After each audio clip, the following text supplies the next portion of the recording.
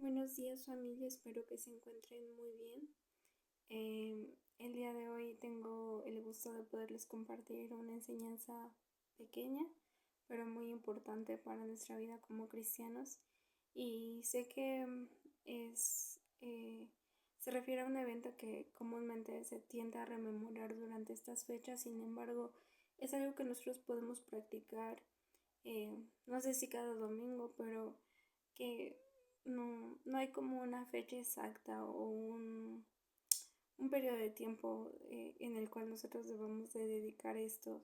No, no es algo que debamos de realizar religiosamente. Sin embargo, es importante que podamos rememorar, traer a nuestra mente, y esto es la Santa Cena, y es algo que hasta podríamos ver como un mandamiento, pero que creo que más bien es como una acción que nosotros tomamos eh, para animarnos y para hacernos una y otra vez conscientes del sacrificio que Jesús hizo por nosotros y que tiene vigencia hace 2000 años y todavía sigue continuando siendo vigente en nuestra vida por todas las promesas y lo que la sangre de Jesús y su sacrificio significa en nuestra vida, pero también por aquellos que aún no le conocen, pero le van a conocer, y lo mucho que puede transformar. Eh, este, este, este acontecimiento de la última cena que tuvo Jesús con sus discípulos es un evento que se registra en los 4 evangelios.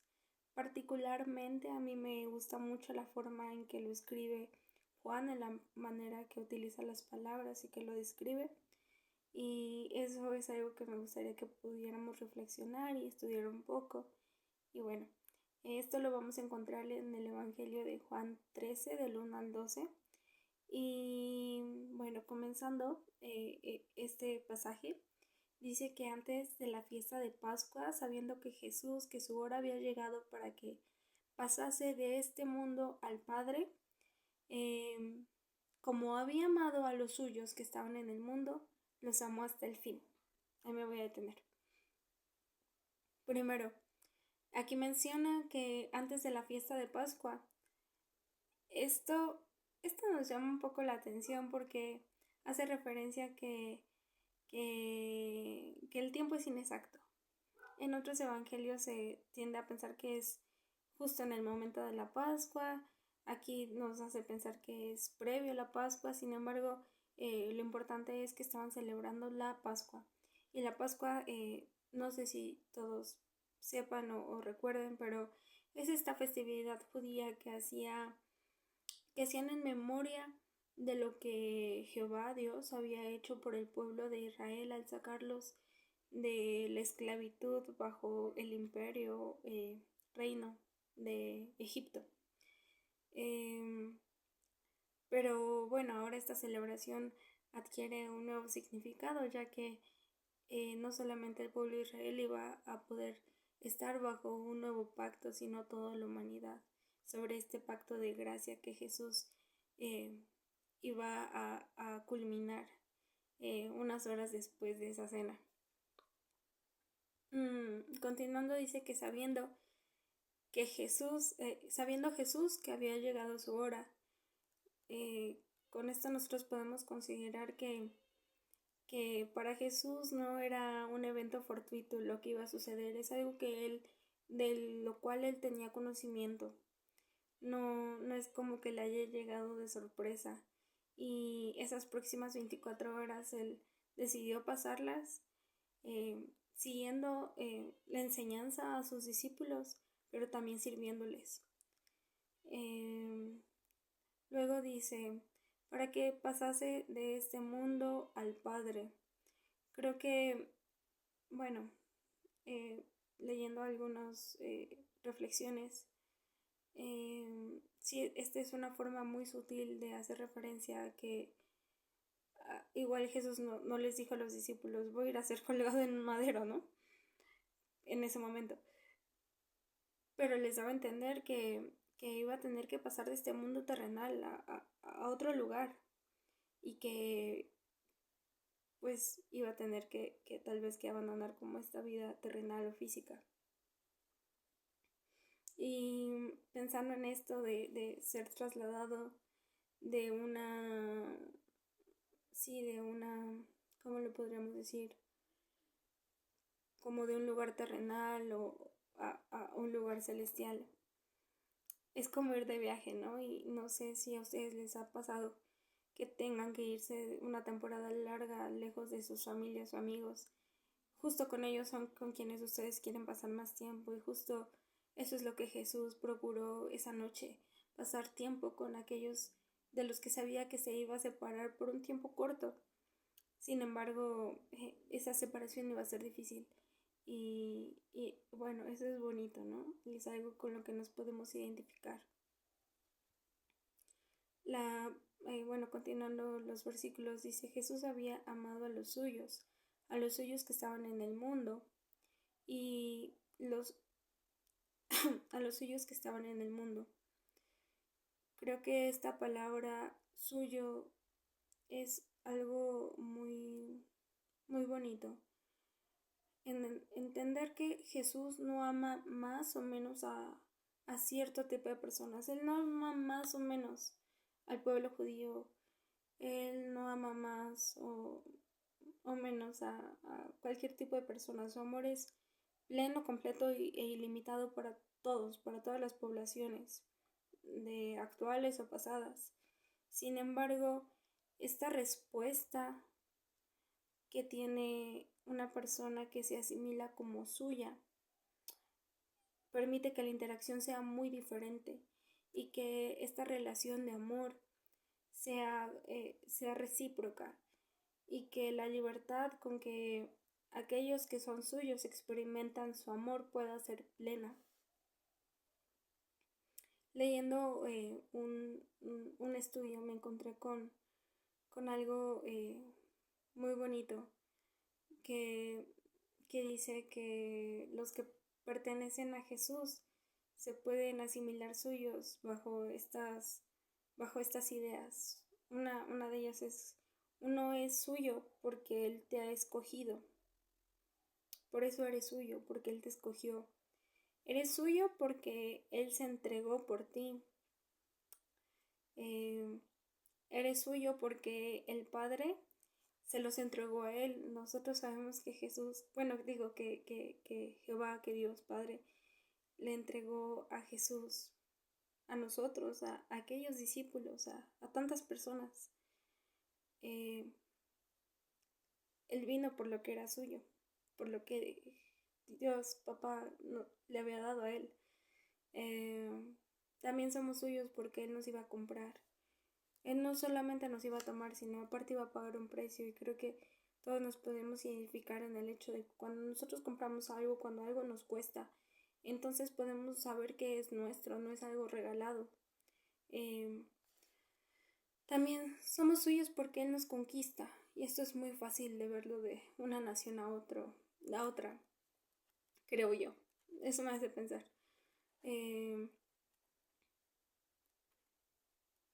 Sí, supongamos, entendamos que es como un reino. Nosotros estábamos en un reino de tinieblas, pertenecíamos a ese reino. Sin embargo, Jesús vino y nos conquistó y ahora somos de un reino celestial, de un reino donde Él es el rey. Y también somos suyos de una forma bien particular, que es una forma en la que nosotros nos entregamos a Él, en la que la entrega es voluntaria. No sé si todos han tenido esa experiencia, pero cuando uno a lo mejor está muy enamorado o sí, dice soy tuya o soy tuyo, no soy de nadie más. Y es así tal vez como nosotros podríamos o deberíamos de relacionarnos con Jesús a través del entendimiento y de revelación de su amor y de su sacrificio. Poderle decir, soy tuyo, yo no solamente soy tuyo porque me compraste, porque me conquistaste o porque te entregaste por mí, sino porque yo quiero responder a eso y quiero que mi pertenencia sea de ti. Luego de esto dice, los amó hasta el fin. Bueno, en el capítulo de Juan 13, los amó hasta el fin. Y es muy fácil pues sí, asimilar que esto significa que Jesús ama hasta el fin, o sea, hasta que llegó a la cruz siguió amando a esos discípulos y a aquellos a los que él sabía que implicaba pues sí, su acto de sacrificio. Sin embargo, encontré información en la que más apegado al escrito original, esta palabra no es hasta el fin, sino que se refiere hasta el extremo o hasta la mayor medida. Y eso se me hace más significativo, ya que no se limita a una cuestión temporal, hasta que Él murió, hasta que fue a la cruz, no. Es más bien, los amó de forma ilimitada, a todos, en todo tiempo, en todas épocas, los que ya no estaban, los que ya se habían muerto, los que estaban dentro de esa temporalidad y los que iban a venir, tú y yo, nos amó ilimitadamente, su amor no tiene medida. No se mete dentro de cuatro paredes. No tiene medida. No se mete dentro de cuatro paredes.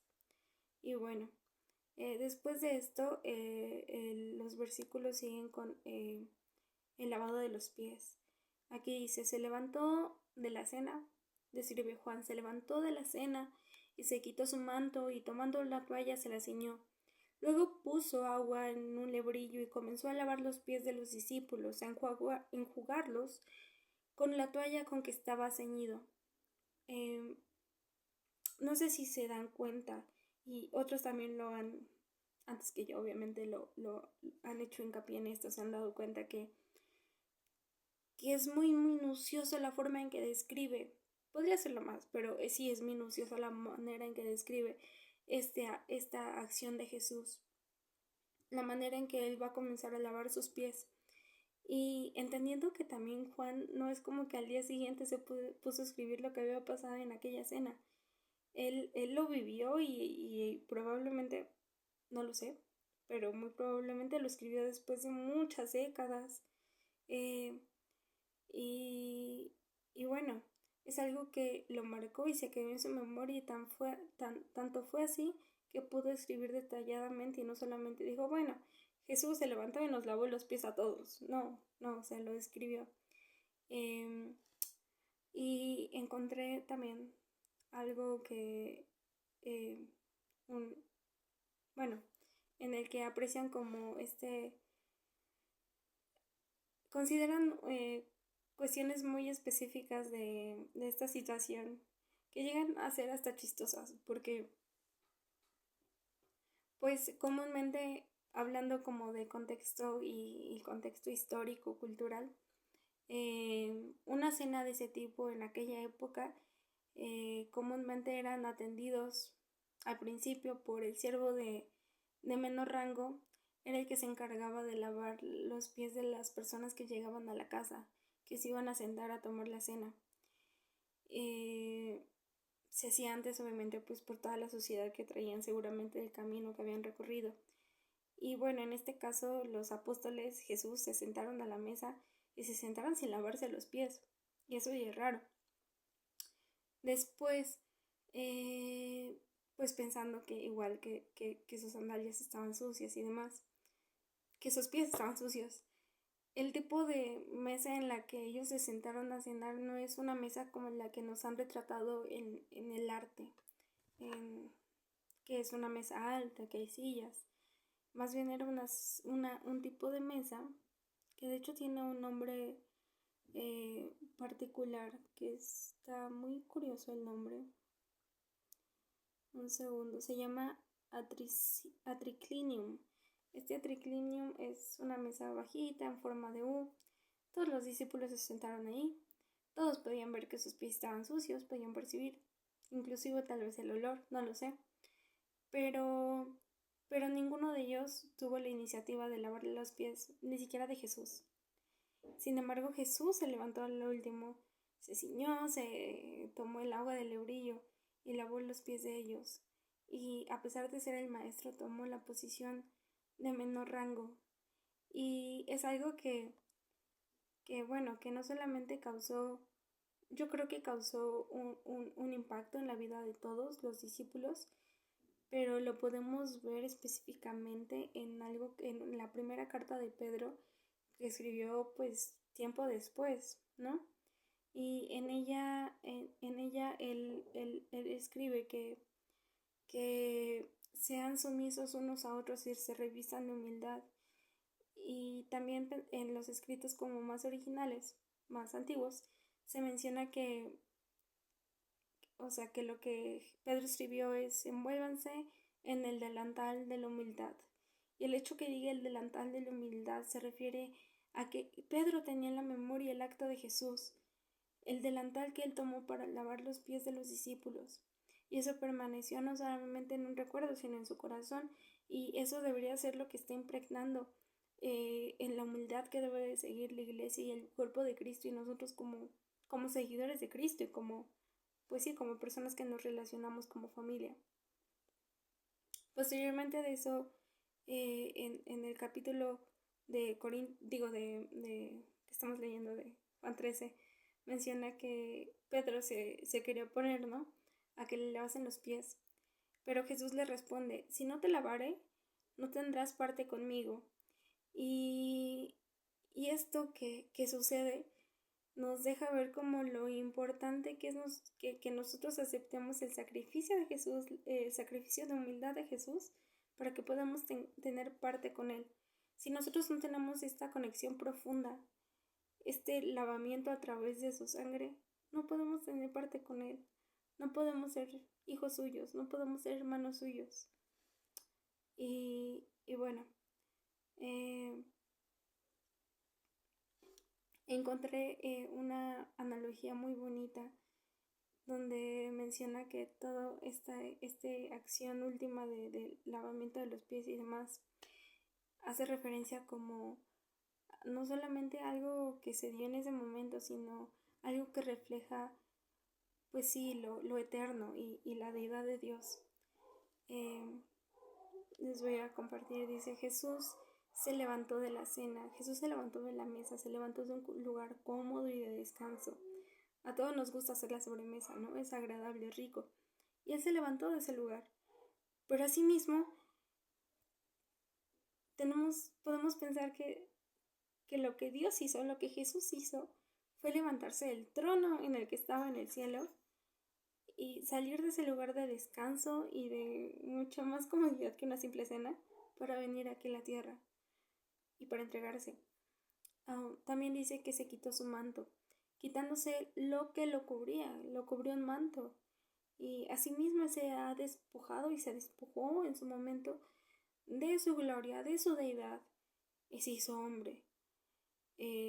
Se quitó esa cubierta celestial, vino como un bebé, en una calidad muy vulnerable, y tomando la toalla prosigue, se la ciñó, entonces alistándose para trabajar. Y es lo mismo, él no vino como en calidad de rey, en calidad de vengan y sírvanme, sino en calidad de siervo. Y esto lo mantuvo hasta el final y nos da ejemplo de lo que nosotros debemos pretender: no ser señores, sino ser siervos.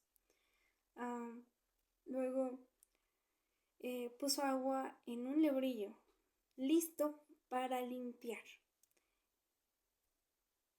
Él puso su sangre en esa cruz, puso toda la sangre, listo para limpiarnos, para limpiar a sus discípulos y para limpiarte a ti y a mí, y para librarnos de toda culpa y de toda condena que teníamos que pagar, porque la paga del pecado es muerte, y nos ha librado de eso, de la muerte. Y me alegra mucho saber que Jesús no se quedó ahí. Dice: Jesús se sentó otra vez. En esa cena se volvió a sentar, después de lavar los pies de los discípulos. Y asimismo, después de haber acabado ese sacrificio, Él se volvió a sentar a la diestra de Dios. Después de habernos limpiado, después de haber redimido a la humanidad, Él está de nuevo sentado a la diestra de Dios y está lleno de toda autoridad y está vestido en gloria. Entonces ese es el Dios que hoy tenemos y al cual tenemos acceso.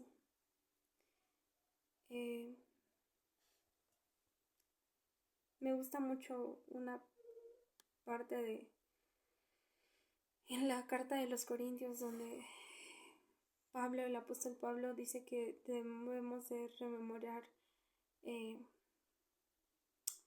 esta cena y que tenemos que comer el pan y beber esta copa y que cada vez que lo hagamos anunciamos eh, la muerte de Jesús hasta que Él venga. Así dice, anuncia la muerte de Jesús hasta que Él venga. Y no significa como de, bueno, vamos a recordar viejas anécdotas o viejas leyendas. No, es como recordamos que hay un sacrificio y que hay un nuevo pacto que hoy es vigente y del cual nosotros somos partícipes y el cual debemos de compartir y la humanidad debe de participar de ello porque es para su bien y porque es un pacto de amor que trae libertad, que trae verdadera libertad.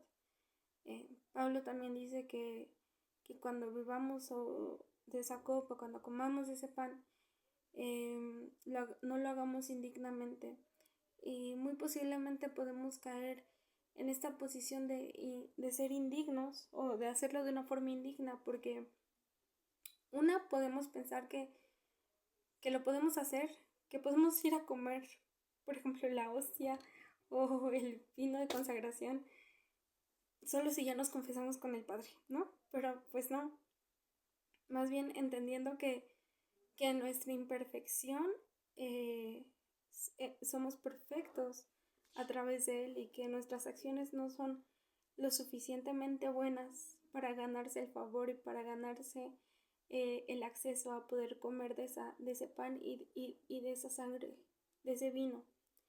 Y al igual no tenemos que hacerlo de forma, pues no sé, sin sentido, hacerlo por hacer, simplemente porque pues vine a la iglesia y entonces es la hora de la Santa Cena y la voy a hacer y no le doy la importancia del significado que ese sacrificio tiene para mi vida el día de hoy.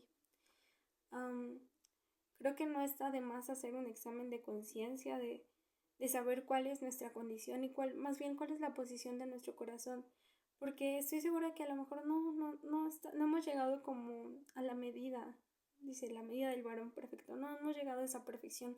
Sin embargo, nuestro corazón debe de tener las intenciones de ser como Jesús y de seguirlo, no seguir una religión, no seguir una serie de normas y de dogmas, sino de seguirlo a Él y de estar dispuesto a que Él siga trabajando y confrontándonos con las realidades de nuestra vida y con el tipo de persona que somos hoy, que pretendemos ser, porque la intención no es hacer la mejor versión de nosotros, sino ser lo que hemos sido desde la eternidad y lo que Él creó, porque Jesús, Dios, la Trinidad sabe quién somos en Él y quién podemos llegar a ser y la libertad con la que hemos sido llamados para vivir, y esa libertad solamente se puede vivir a través del sacrificio de Jesús. Lamento que haya sido tan largo, espero que podamos reflexionar y que sea este domingo, sea cualquier ocasión que hagamos este acto de tomar el pan y el vino, de tomar la cena del Señor o de tomarla en cualquier iglesia con cristiana, bueno, que siga Jesús, lo hagamos con este entendimiento y que lo podamos disfrutar, porque creo que es una celebración y trae mucha esperanza a nuestras vidas. Solamente eso, espero que se encuentren muy bien. Gracias.